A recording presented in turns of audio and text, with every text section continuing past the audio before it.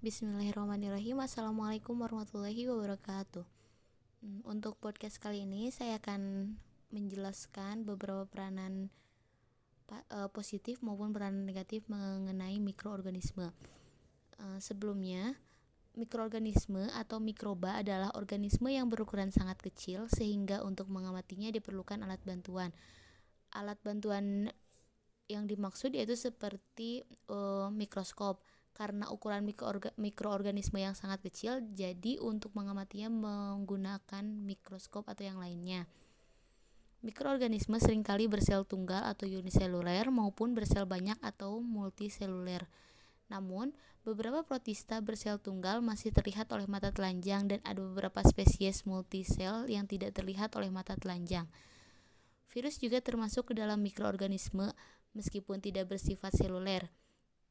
Ilmu yang mempelajari organisme disebut dengan ilmu mikrobiologi dan orang yang bekerja di bidang ini disebut dengan mikrobiolog.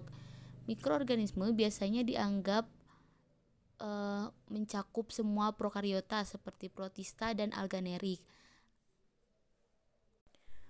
Mikroorganisme selanjutnya yaitu fungi, terutama fungi yang berukuran kecil dan tidak membentuk hifa. Dapat pula dianggap sebagai bagiannya, meskipun banyak yang tidak menyepakatinya.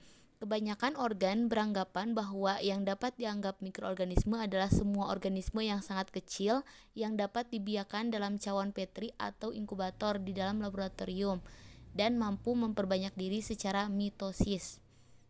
Mitosis itu yang melalui 6 tahapan. Perlu kita ketahui bahwa mikroorganisme dan sel mikroorganisme itu berbeda. Adapun sel mikroorganisme tidak bisa hidup bebas di alam melainkan menjadi bagian dari struktur multiseluler yang membentuk jaringan, organ, dan sistem organ.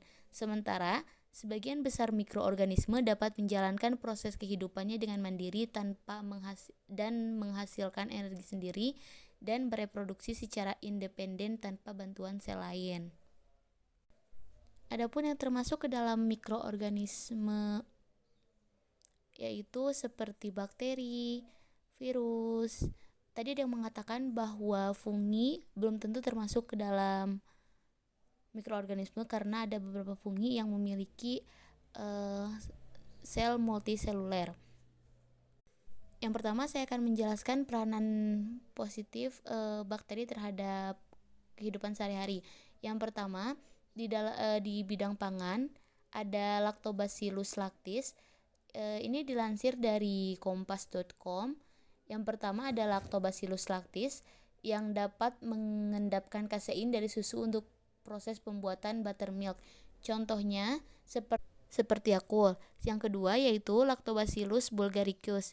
Kalau Lactobacillus bulgaricus itu tuh berperan dalam proses pembuatan yogurt. Selanjutnya ada Acetobacter-silinium yang berperan dalam proses pembuatan nata de coco.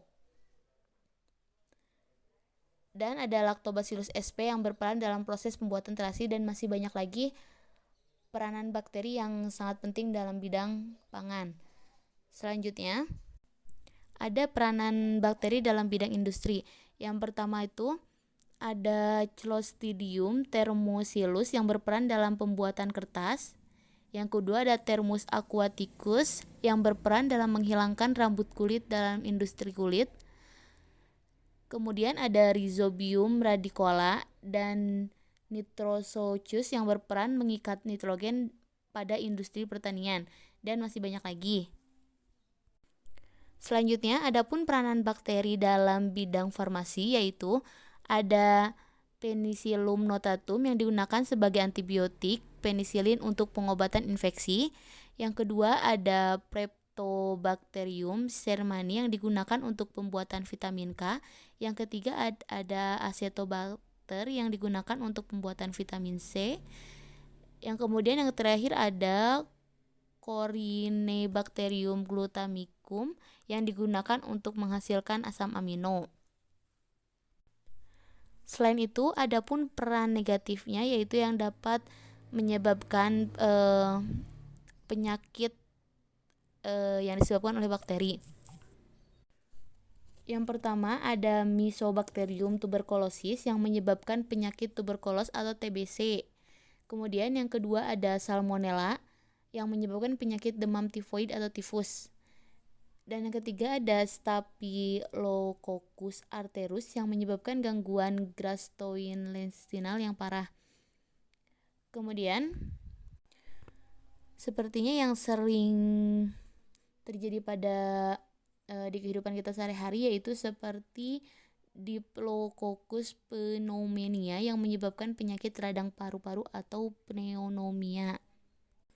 Selanjutnya untuk jamur juga terdapat Saccharomyces cerevisiae. Itu tuh merupakan jamur yang akrab disebut dengan ragi. Dilansir dari Lumen Learning, Saccharomyces cerevisiae dapat memfermentasi gula sehingga digunakan untuk pembuatan anggur, bir, dan juga alkohol serta produk sampingan yang berupa karbon dioksida. Saccharomyces cerevisiae juga digunakan dalam proses pembuatan roti. Mikroorganisme yang menghasilkan karbon dioksida yang membuat adonan roti dapat mengembang. Kemudian Saccharomyces cerevisiae juga ketika adonan roti dipanggang, jamur tersebut akan menghilang, akan mati karena dipanggang tersebut.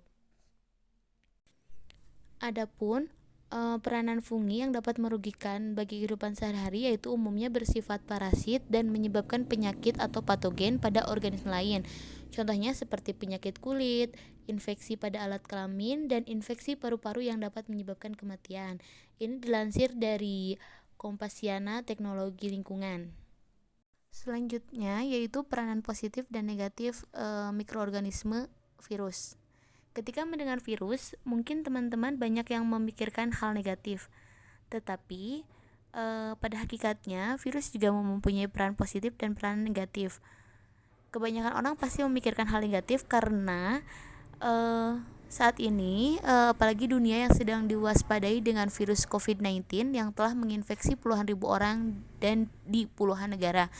Virus corona sendiri dilaporkan pertama kali muncul di Wuhan, Cina pada bulan Desember 2019. Hingga saat ini sekitar 382 orang di dunia telah terjangkit virus yang menyebabkan gejala pneumonia tersebut. Ini dilansir dari Kelas Pintar EduTech pada tahun 2019. Tetapi tanpa teman-teman sadari, ternyata virus juga mempunyai banyak peranan positif. Pasti teman-teman aneh kenapa virus dapat memiliki sisi positif. Karena pada hakikatnya pada zaman dahulu virus sebenarnya telah membantu manusia untuk melawan penyakit, yaitu dengan cara divaksin atau disuntik. Teman-teman tentu waktu kecil pernah mengalami atau menerima vaksin. Entah itu vaksin polio, campak, cacar yang sebenarnya adalah virus yang telah mati atau dilemahkan dengan cara disuntikan ke dalam tubuh. Dengan begitu, sistem imun dapat merekam dan membentuk antibodi. Jadi ketika tubuh terserang oleh virus, mau virus itu polio, campak, ataupun virus lainnya, sistem imun sudah siap untuk menyerang dan mematikan virus tersebut. Dan tidak hanya itu, ada beberapa ilmuwan juga yang menemukan cara untuk melakukan pengendalian terhadap kanker menggunakan virus. Virus digunakan dalam pembuatan antitoksin dengan menggabungkan DNA virus dan antigen yang bersifat menguntungkan. DNA virus kemudian menghubungkan DNA manusia dengan DNA bakteri sehingga sel bakteri tersebut mengandung gen manusia yang dapat membuat antitoksin. Virus juga dipakai sebagai bahan pembuatan insulin loh. Virus penyebab kanker dicangkok dengan gen penghasil insulin ke bakteri, yang bakteri tersebut kemudian berkembang biak sekaligus memproduksi insulin. Selain itu, di bidang pertanian, virus juga memiliki manfaatnya sendiri, yaitu salah satunya sebagai pengendali hama serangga. Salah satu kelompok virus yaitu seperti Baculovirus yang dapat menginfeksi serangga dan arthropoda lainnya. Baculovirus kemudian ditanamkan pada gen tanaman pertanian yang akibatnya larva serangga yang memakan tumbuhan tersebut akan terinfeksi dengan Baculovirus tersebut dan lama-kelamaan dia dapat merusak jaringan tubuhnya. Selain itu, virus juga pernah digunakan untuk mengendalikan hama kelinci. Pada tahun 1835 di Australia, kelinci merupakan salah satu hama pertanian yang menyebabkan kerusakan lahan.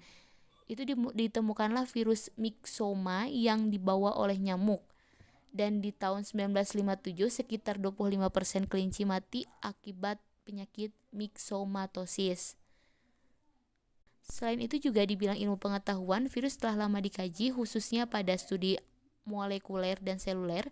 Ilmuwan juga menggunakan virus untuk meneliti genetik seperti replikasi DNA, transkripsi, formulasi RNA, formasi protein, dan lain-lain. Serta masih banyak lagi peranan positif dan negatif mengenai virus. Jadi intinya teman-teman gak usah khawatir sama yang namanya yang saya ketahui teman-teman tuh agak khawatir terhadap virus, padahal yang kalau misalkan kita pingin mengkaji lagi, banyak sekali peranan positif daripada peranan negatifnya, walaupun tidak 50-50. Mungkin untuk podcast kali ini mengenai mikroorganisme sudah cukup. Terima kasih. Wassalamualaikum warahmatullahi wabarakatuh.